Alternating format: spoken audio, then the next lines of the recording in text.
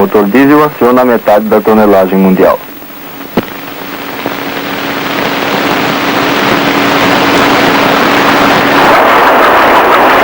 Grande potência, baixo consumo de óleo e longa duração são as exigências que o motor marítimo deve satisfazer. O chefe de máquinas deve certificar-se de que o motor está satisfazendo essas exigências.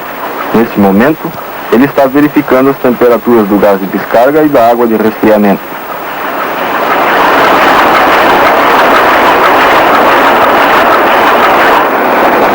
A inspeção continua aos resfriadores do ar de lavagem na segunda plataforma.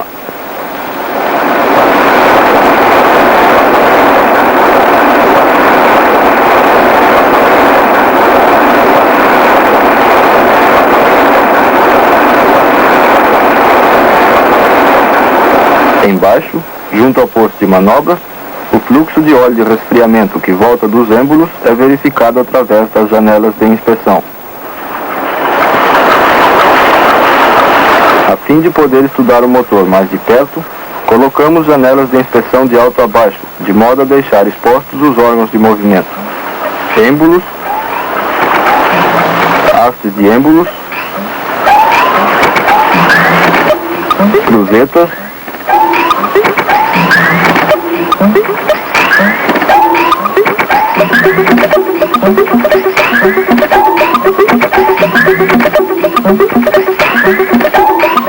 conectoras e eixos de manivelas.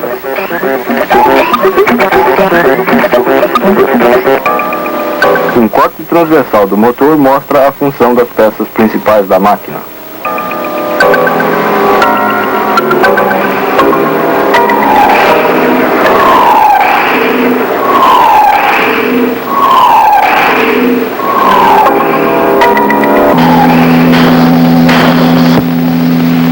Na parte superior do cilindro é queimada uma quantidade de óleo que faz aumentar a temperatura e, consequentemente, a pressão na câmara de combustão.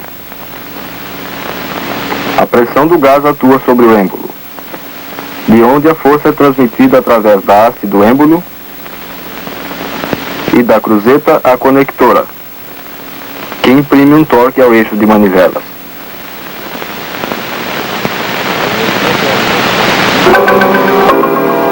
A energia térmica do combustível é transformada em energia mecânica. Numa posição qualquer do êmbolo, durante o curso de trabalho, a cruzeta é submetida a uma força perpendicular da haste do êmbolo e uma força oblíqua da conectora, resultando numa força horizontal. Esta força horizontal deve ser transmitida ao montante do motor. Para isso, a cruzeta é construída com sapatas que deslizam sobre superfícies verticais, as guias no montante da máquina.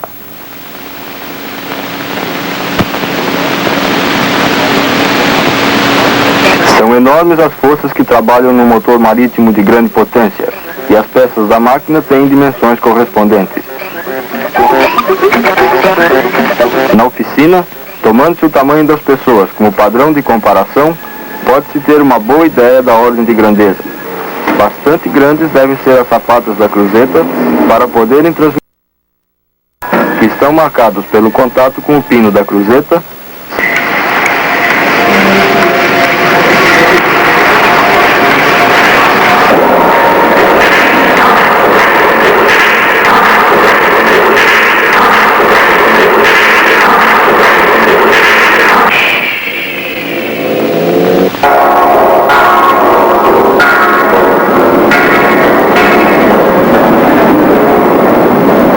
A fim de assegurar vedação contra as altas pressões, o êmbolo é guarnecido com molas de segmento. Estas são montadas com o auxílio de uma ferramenta especial.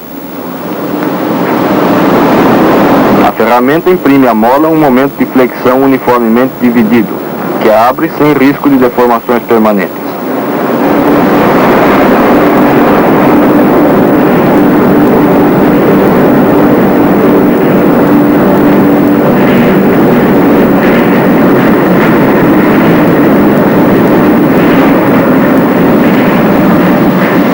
Os cilindros também merecem toda a atenção.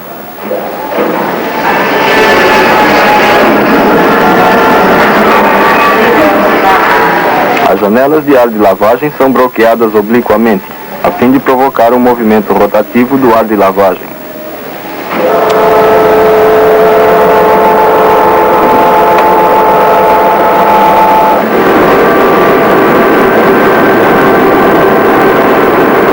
O eixo de manivelas é tão grande que é necessário usiná-lo em duas metades, que mais tarde são acopladas por meio de parafusos de porta.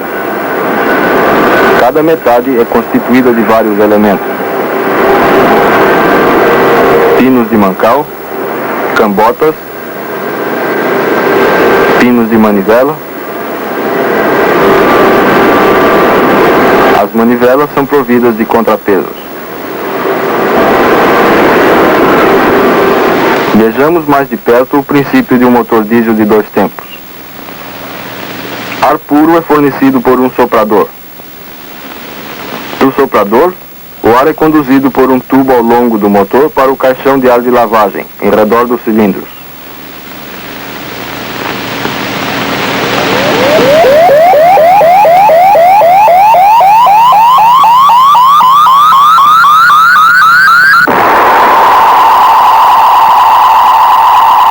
Quando o êmbolo se aproxima da sua posição inferior, a válvula de escape se abre, as janelas de lavagem são descobertas e ar puro circula através do cilindro. A válvula de escape e as janelas de lavagem são então fechadas e durante a compressão o ar é aquecido para a ignição do combustível injetado.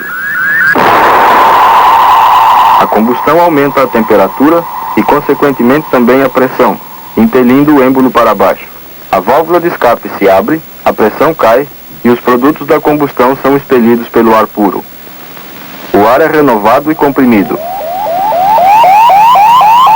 O combustível injetado, inflamado, o gás expande-se, a válvula de escape se abre, abrem-se as janelas de ar de lavagem, o cilindro é atravessado pelo ar de lavagem e o ciclo se repete.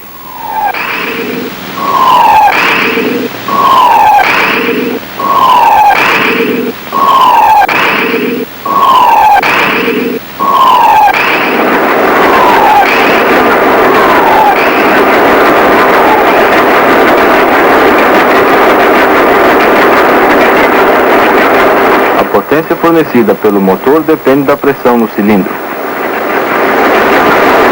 Esta pode ser medida com o auxílio de um indicador, que se liga a uma torneira em comunicação com a câmara de combustão.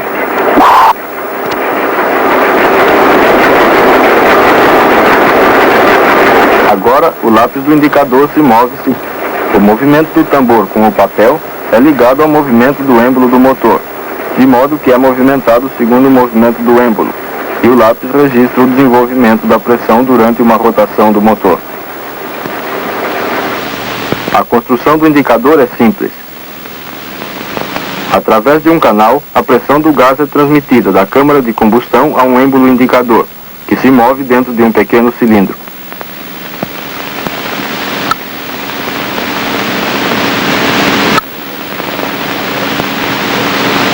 O movimento é limitado por uma mola que pode ser substituída de modo a poder ser adaptada a diferentes faixas de pressão.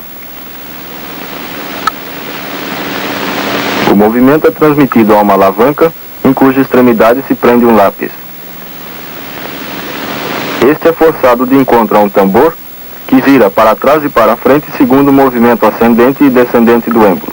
Desta maneira, é traçada uma curva que mostra a relação entre a pressão do gás no cilindro e a posição do êmbolo.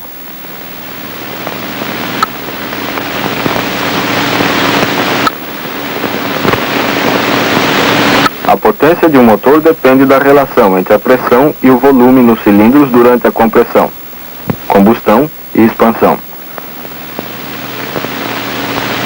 Para cada cilindro, o indicador traça uma curva chamada diagrama PV. O diagrama mostra que a pressão no cilindro é quase igual à pressão do ar de lavagem quando as janelas de lavagem são abertas. Fecham-se então a válvula de escape e as janelas de lavagem. O ar é comprimido e durante a combustão a pressão aumenta até a pressão máxima, que se mantém mais ou menos constante durante a injeção.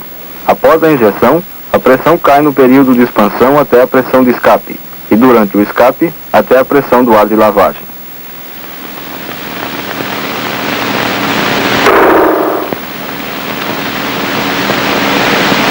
Lavagem, compressão, combustão, expansão, escape e outra vez lavagem.